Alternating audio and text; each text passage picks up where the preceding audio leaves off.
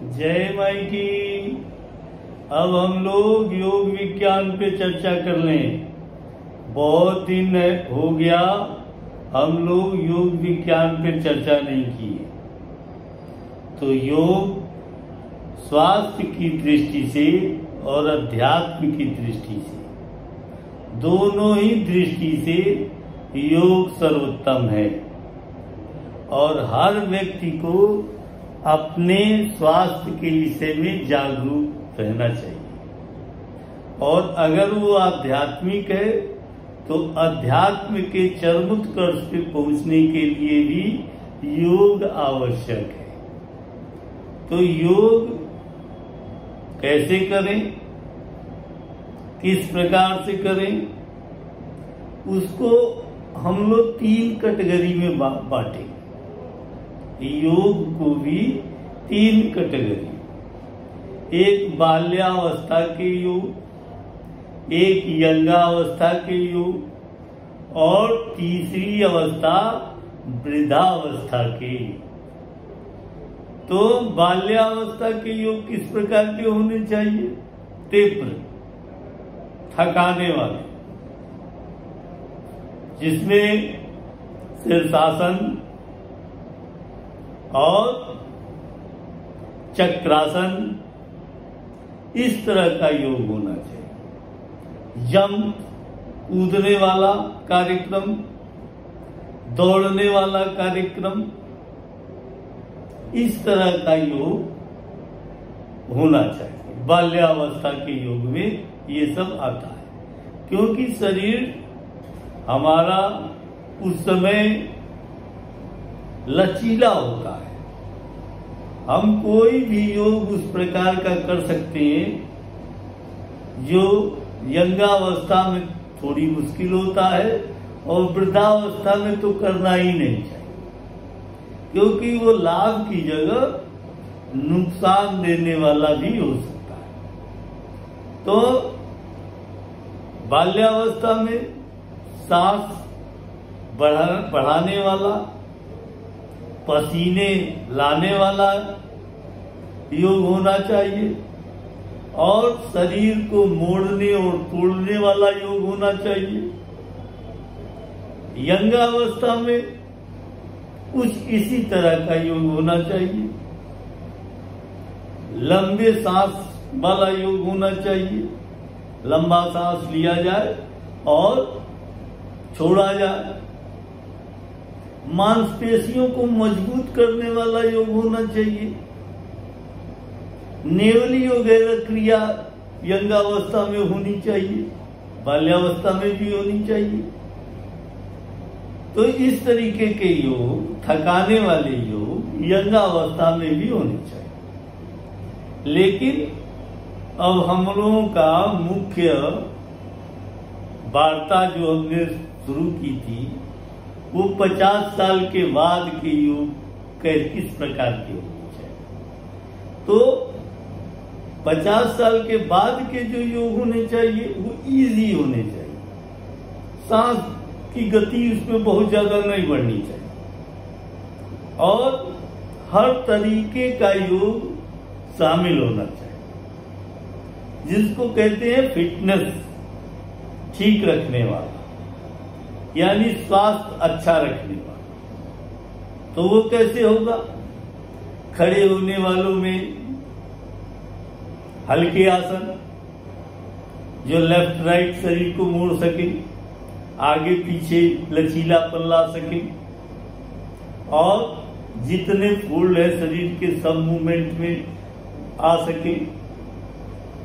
फिर बैठने वाले योग में पैर की उंगलियों से लेकर घुटने और कमर से संबंधित हल्के फुल्के योग होने चाहिए। इसमें भी 4-5 योग रखना चाहिए। विशेष वज्रासन में बैठना चाहिए और वज्रासन के 1-2 योगों को जरूर शामिल करना चाहिए। इजी योग जैसे मंडूकासन वगैरह जरूर करना चाहिए, शशांक आसन वगैरह जरूर करना चाहिए। तो इस तरीके के आसन बैठने वालों में बैठ के करने चाहिए। ये 50 साल के बाद के लोगों को इन आसनों को करना चाहिए। अब सीधा लेट के भी पैर घुमाना उमाना इस तरह का योग करना चाहिए। दोनों पैर को थोड़ा ऊपर तक उठा के कुछ देर रोकना चाहिए। ये भी कर लेना चाहिए। पेट केवल 2-3 आसन जरूर करना चाहिए।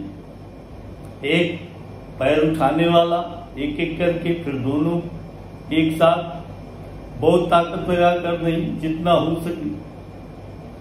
उसके बाद भुजंगासन जरूर करना चाहिए। त्राटक भुजंगासन में आवश्यक होता है। तो ये करने के बाद फिर प्राणायाम का क्रम 4-5 प्रकार के प्राणायाम संख्या पे आधारित करना चाहिए। और संख्या पे आधारित प्राणायाम कैसा होता है? भस्त्रिका कर लेनी चाहिए जितनी क्षमता हो, क्षमता से ज्यादा भस्त्रिका नहीं करनी चाहिए। फिर उसके बाद पूरक, रेचक, कुंभक ये भी शामिल कर लेना चाहिए।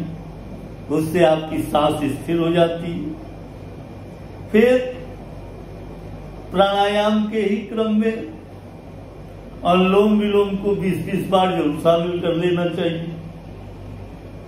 और अनुलोम विलोम के बाद एक सबसे अच्छा प्राणायाम है, लोग उसको भूल ही गए, लेकिन 50 साल की आयु के बाद इसको जरूर करना चाहिए। एंजाइटी, स्ट्रेस, फ्रस्ट्रेशन, जीवन में सफलता मिली नहीं मिली, उसका मलाल,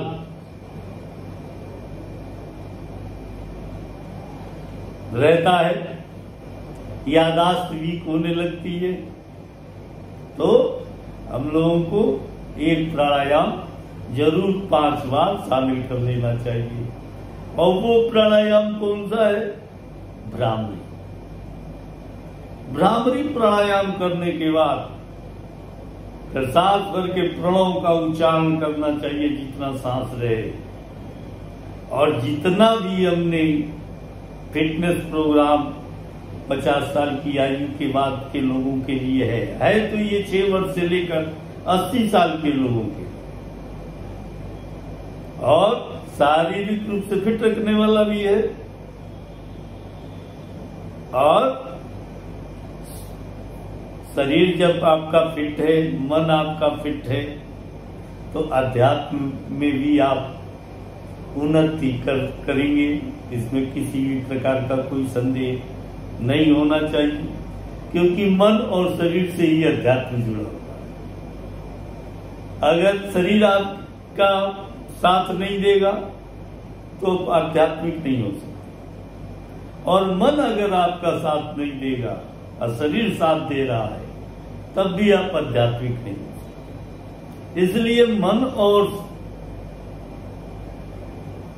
शरीर का अध्यात्म के लिए बहुत अच्छा होना आवश्यक है। चाहे आप ईश्वर को मानते हो, मानने से संबंधित अध्यात्म हो, या न मानने से संबंधित अध्यात्म हो, दोनों एक ही चीज है। जब आप किसी चीज को मानते हैं तब भी हाँ है, और नहीं मानते हैं तो बहुत ज्यादा। क्योंकि आप किसी को इग्नोर करेंगे तो होगा तभी तो करेंगे। तो आध्यात्मिक रूप से भी शरीर और मन दोनों को ठीक होना आवश्यक है। और योग शरीर और मन को दोनों को फिट रखने में सक्षम है। तो आज से ही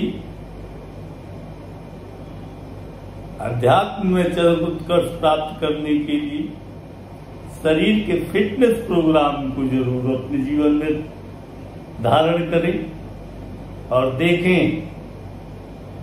कि आपका मन भी अच्छा रहेगा और शरीर भी अच्छा रहेगा। तो शुरू करें आज से ही कल पे न टालें। जय माता।